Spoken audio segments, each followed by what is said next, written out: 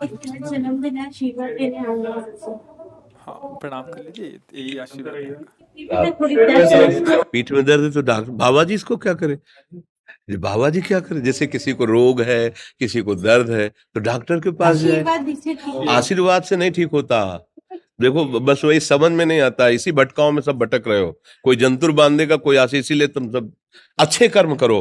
पूर्व के पूर्व कर्मों के पाप से हमें दंड मिलता है। अच्छे कर्म करो, नाम जप करो, माता पिता की सेवा करो, सद्भाव से चलो। अभी ये कर्म नष्ट हो जाएंगे, किसी से जंतुर बंधवाने की जरूरत नहीं, किसी से आशीर्वाद मांगने की जरूरत है। अब नाम जप ना करो, खाओ मुर्गा मांस, पियो शराब, करो व्यभिचार करो, तो बाबा जी आशीर्वाद दे दे तो कोई आशीर्वाद काम नहीं करेगा। दुर्गति होगी यहाँ भी और वहां भी। हमारी बात समझो।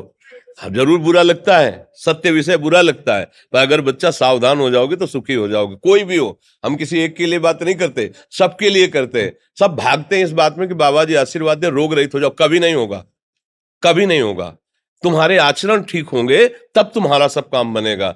हाँ देखो ना, खा रहे हैं जीवों को उबाल उबाल करके मांस, पी रहे हैं शराब, कर रहे हैं बेविचार, बुद्धि भ्रष्ट होगी और नष्ट होना पड़ेगा, क्योंकि आचरण गलत है। कोई आशीर्वाद किसी का काम नहीं करेगा। आप अच्छे आचरण करो, माता पिता की सेवा करो, परिवार की सेवा करो, समाज की सेवा करो, नाम जप करो। शरीर में कोई छोटे मोटे कष्ट आवे उनको सह जाओ, आगे चलकर आप देखो कि कैसी उन्नति होती, अच्छा होगा, मंगल होगा। इस ब्रह्म में ना रहना, किसी के आशीर्वाद से कुछ हो जाता है। हम आपको पक्की बात बताते हैं कि आज बाबा के यहाँ गए थे यार, पीठ में दर्द कम हो गया। ये तुम्हारा पुण्य लग गया, पुण्य बन गया, तुम्हारा कर्म। तुम आए ना यहाँ, तो जो जो पाग आगे धरे कोटिन यज्ञ समान, साधु दर्शन के लिए भाव से आए तो तुम्हारा वो रोग नष्ट हो गया, तुम्हारे कर्म से नष्ट हुआ। तुम सत्कर्म किए ना, उससे कर नष्ट हुआ। बात समझो बच्चा, आप हमारे घर के हो सब। आशीर्वाद देने से हम कई बार कहा कि अगर तुम सुखी हो जाओ तो हम किसी से न मिले, चुपचाप अपने कमरे में बैठे केवल आशीर्वाद देते रहे सबको। लेकिन नहीं सुखी होगे। सुखी होगे तुम अपने कर्म से। को न काहू के सुख दुख कर दाता, और निज कृत कर्म भोग सुन भ्राता। हे भाई, अपने कर्म का भोग ही आपको भोगना पड़ेगा। कोई भी तुम्हारे कर्म को नहीं मिटा सकता, एकमात्र भगवान। एकमात्र भगवान, मेरी बात मान लेना। उनकी शरण में और नाम जप करो, सब ठीक हो जाएगा।